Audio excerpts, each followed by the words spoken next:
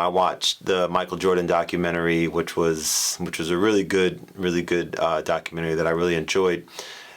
But watching that and seeing Michael Jordan's sort of reluctance to speak out on social injustices that are going on, and then, on the contrary, seeing someone like LeBron James, for example, who's pretty much at the forefront whenever there's anything going on. He's seemingly, without even thinking about it, he's just right then and there, talking about it and speaking out against stuff. And I think that kind of, resonated a lot with me.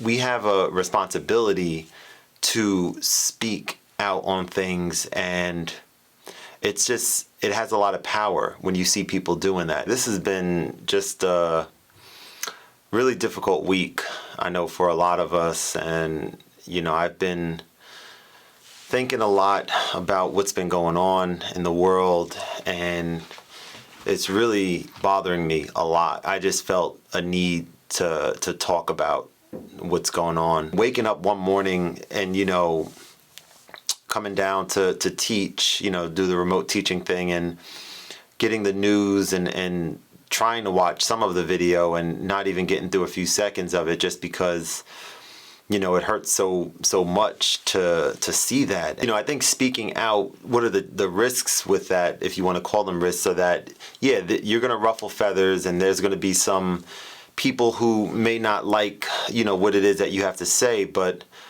I think I have a responsibility as a black man in America who, I've been fortunate to not have had, any direct traumatic racist driven acts, towards me. And like I said, we have to be okay with, ruffling some feathers, because the flip side is that having a conversation, having a dialogue, and being willing to speak up about certain things can really have a lot of weight, and really inspire other people to do the same. And I personally think that that's one of the major things that we need. We need people to speak up, and specifically people, that have influence. And, looking at myself, I have a smaller influence than many.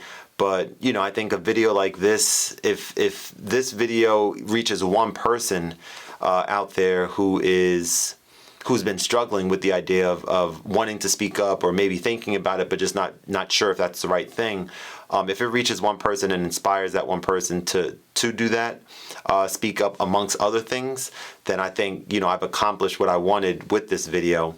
It's just a really scary thought. Someone like myself, being an engineer, having 2 master's degrees, having a passion for music and learning how to play the piano, being a math teacher, having a tutoring and mentoring business and doing free tutoring right now, being a loving husband, loving son, brother, friend, grandson, nephew, cousin. You could be doing what we all would consider be doing the right things. And that's what I strive to do. I strive to do the right thing every day. And the thing that's just so scary and that just kind of got me is that to a racist police officer, that does not matter. It won't matter. You won't be able to, be yourself and be able to get out of a situation like that if you're dealing with someone who doesn't care about that. And all they care about is the fact that this is a black person that they see. And that's scary. That's a scary thought. It's a scary thought for me. This week, as I've been reflecting on it, it's scary for me thinking about my friends and family who have to go through this, and everyone else who I don't know that has to go through this. Everyone who's thinking about having children and, raising a black son in America. Like, these are the realities about what's going on. And take, the police officer videos that have been coming out over the past several years.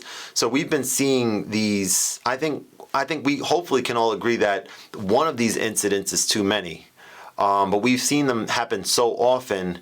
And if you just think for a second that all of the videos and all the news and information that we've gotten over the past, I don't know, let's say 15 or so years, what about the decades prior to that, or even centuries prior to that, where technology wasn't what it is today? What about when social media wasn't around and there wasn't an opportunity for people to voice and get and galvanize and stuff like that?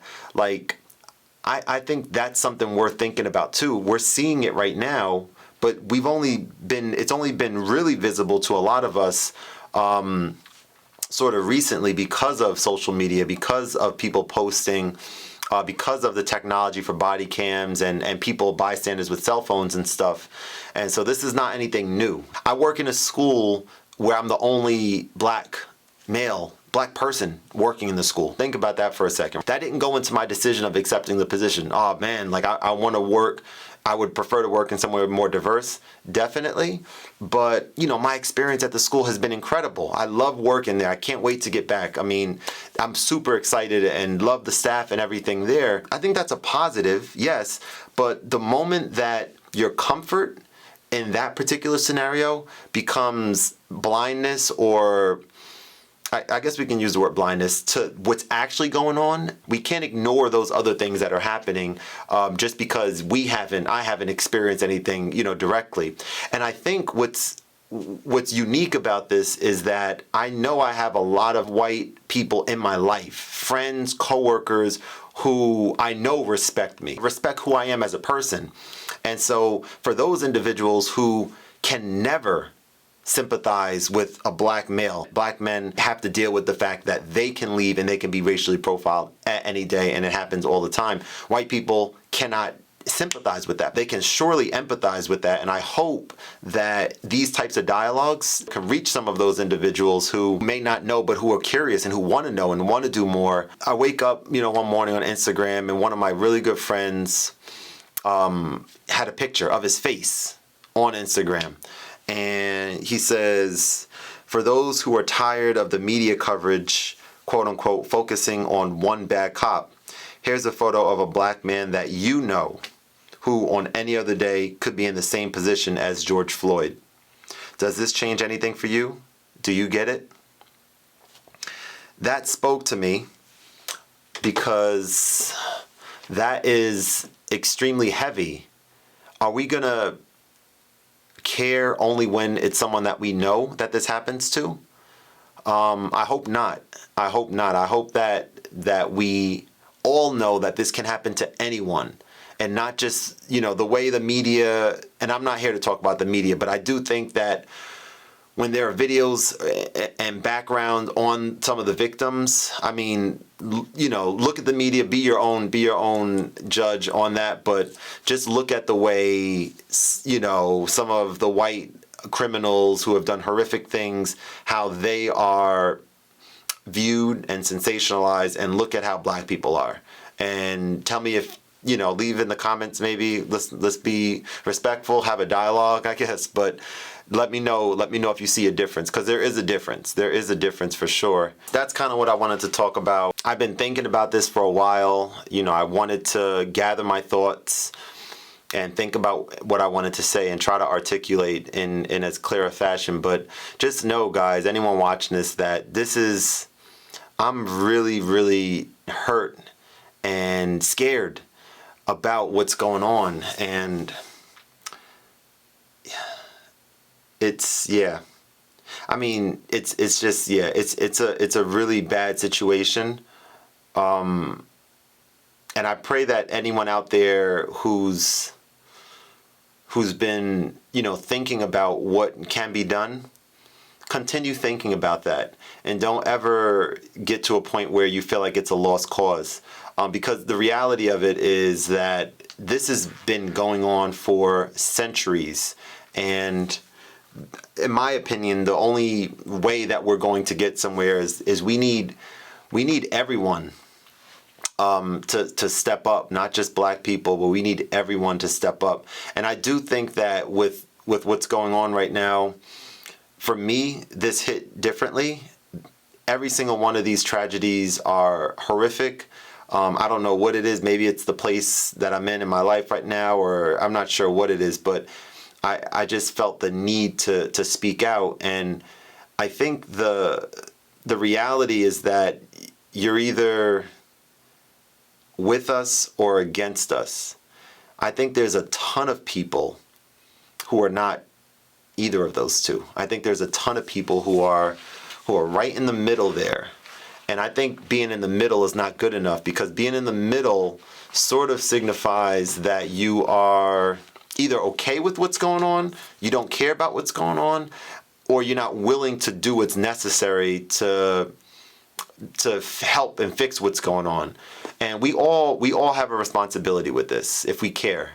And just want to say I appreciate anyone, watching and hearing me out a little bit.